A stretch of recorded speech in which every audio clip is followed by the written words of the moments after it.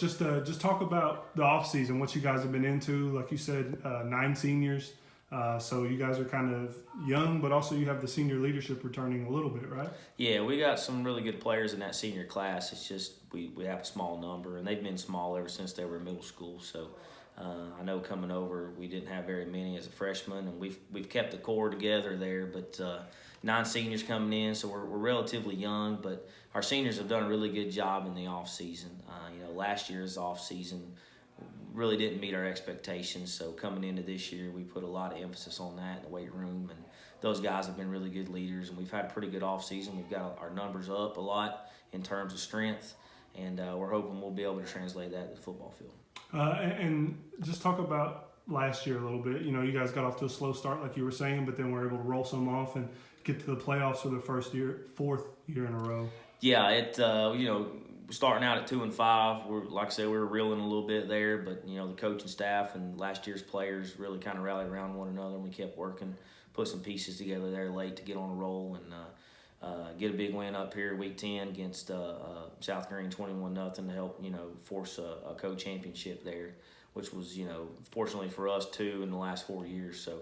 And made it down to the first round. Had to travel on the road due to tiebreakers and things. Got the number 3 seed, so we had to go face a tough Oneida team down there and at their home place. And really, we were competitive late, tied up late in the fourth quarter there, and we had a turnover on the 10-yard line going in, and it kind of snowballed on us there, and they kind of closed the deal on us. But I think it left a hungry feeling in our seniors and our juniors coming into this year. And I think that kind of fueled us in the off season. Really kind of rally late in the year last year and be so competitive there in that first round game against a really good Oneida football team. It re-energized us a little bit. So, expectations are to go to the playoffs year in and year out. We've been fortunate enough to go 4 years in a row. To be one of 32 football teams still playing in 2A. That's pretty big emphasis there. So. That's our expectations here, and we're just trying to, push for championships. Every year you've been up here, you've had a workhorse running back. You had Austin Hicks, you had Dakota Cochran. Now it's Will Tittle's turn. How much confidence do you have in him? Obviously, he's shown how good he can be. I know you had to use him at quarterback a little bit last year, but what are you looking for from him this year? Yeah, Will last year, he stayed banged up. He kind of got hurt there in the first game playing quarterback for us, and I don't know that he ever really got healed and ended up breaking his arm later in the year and just kind of injury rattled, banged up all year there for us. But, Will is a guy that he has great speed. He works really hard. He cares, he cares about the team more so than he does the individual awards. And that's a credit to the type of human being that he is. And, he's a joy to coach. He's great to be around. I think he could be a really dynamic player for us. Keep our fingers crossed he stays healthy. But, thankfully, we're pretty fortunate. We have, a pretty good stable of backs. Okay. You got Will coming in as a senior. You got Jordan Campbell going to be a senior this year. He has some of the best balance and vision of anybody I've been around. He has, he hits the holes and he does really good, running the football for us. So, and we got some younger kids too. We feel like we can tote the rock. So, I feel like we've got, a stable of athletes in the backfield that we can also, move out to the perimeter in the passing game and hopefully, get the ball in space and let people make moves and, try to make big plays on the perimeter. And I guess just who are a few other guys that you mentioned Campbell, Tittle, who are a few of the other guys that you're expecting big years from in order for y'all to be successful? Well, just, staying in the backfield there, Matthew Bond is going to be a junior. We feel like he could be a big playmaker for us. Anytime he can hit the seam, he's got that breakaway speed to kind of, to finish the run and put big plays on the board for us. So he's a guy we feel like could do some good things. And, going into staying in the backfield there, you've got the quarterback competition going on right now between 2 really good athletes and great kids, and Eli Ayers and Noah Stevens. We feel confident with both of those guys. They have a very friendly competition going on right now. They're working really hard.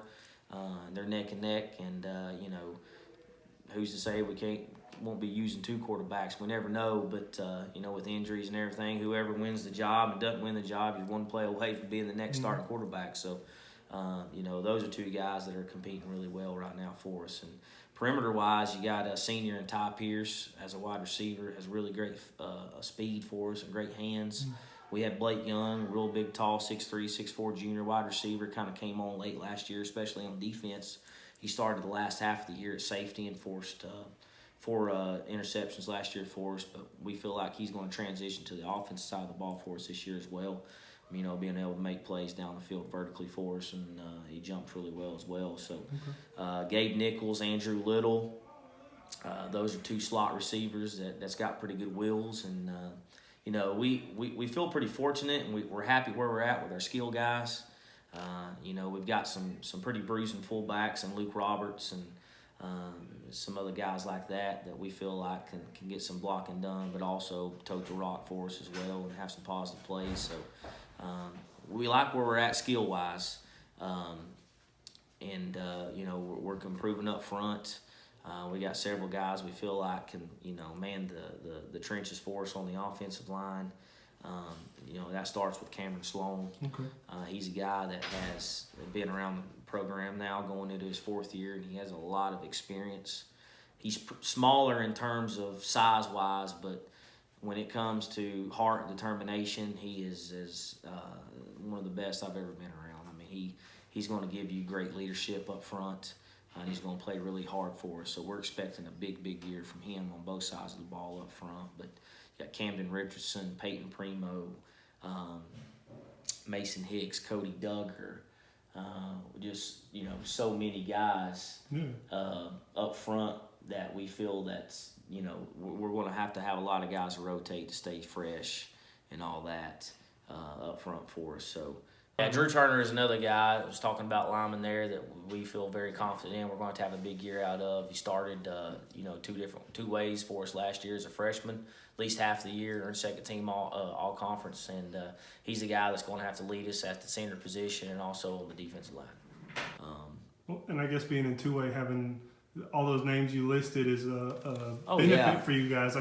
It's so common that everybody has to go both ways. You got to play your better athletes. Alex Lunsford is another name up front. We feel that he could do some good things for us up front. So Luke Henniger, Cameron Cochran. I could sit here and name all kinds of kids for you, but we're trying to get to the point where we can get a lot of depth, which is crucial, especially at our level. If we can rotate some guys, to get 5-6 snaps here and there, we feel that that's going to give us an edge later in the game, with fresh legs and obviously with, less injuries, hopefully. So, we're trying to build a lot of depth up here and have player development. That's crucial for us. That's one of our main goals. And, of course, the more people you can stay involved and get reps, the more energy they bring to the program every day, and we feel that that's important to keep their interest up and everything else. So, we're excited about this year, and there's a lot of work ahead of us, on both sides of the ball, but it's something that we're looking forward to. It's going to be a really tough league this year. I'm telling you, our league is stacked. I think it's very, very tough year in, year out. Our conference, the Mountain East Conference, is very, very good football. Tough, hard-nosed, physical football. They have a ton of athletes and very good coaches in our conference too. So we tell our kids all the time, these other teams are coached just like you guys are. So, it's all about who's going to want it each and every day and go all in. So, we're trying to build a culture up here that is full of positivity and all-in effort and commitment. And I think our guys are buying into it, and it's just a matter of putting it all together between now and the first game of the year, and hopefully we'll just, the chips fall in our direction this year, and we'll try to, put a product on the field that everybody's proud of in our community. And just community, I'm glad you brought that up. I remember you getting this job, 4 years ago, and all the things that you wanted to instill and all the dreams you had for the program, and you're getting there. What does it mean for you to be the coach of this football team? You're a Warrior through and through. Community was there for you during tough times. What's it mean to be the head coach of this program? Well, being the head coach at Havre High School, it's first and foremost, and I tell this to everybody, it's an honor and a privilege to sit behind this desk. Coming from here, it means a great deal to me. I take a lot of pride in it, And our whole coaching staff does. You know, that's the thing. It's not about me. It's about these coaches and it's about our players. I just happen to be the guy that has the HC beside his name. So, you know, this community, I wouldn't really want to be, I definitely don't want to be anywhere else. I'm happy where I'm at. This place means a lot. I love walking in the front door every day. I love walking out this locker room and coach's door every day. It's just, it's a sense of pride that you have. And, I don't know, it's, you know, once a warrior, always a warrior is kind of a quote we kind of say around here, and it means something, you know, and that's the thing is, as our staff has done a really good job of instilling that pride in our kids, and, you know, we're more concerned about the name on the front versus the name on the back of the jersey, and this community is second to none. I mean, we have so many people that work our facilities here. We have top-notch facilities, you know, some of the best playing surfaces, and you know, the Warrior Walkway out here, our locker room, and you know, the stadium, just, you know, new bleachers a couple years ago. So we have a lot of people invested in this, and our kids understand that. We preach that to our kids, and we want to give them in return something that they're proud of, and that's a group of young men that take the field with pride, play with a sense of urgency, play with toughness, but also when we come off the field on Fridays, and, you know, we want to walk the hallways the right way. We want to do the right things off the hill. We want to represent in a positive manner.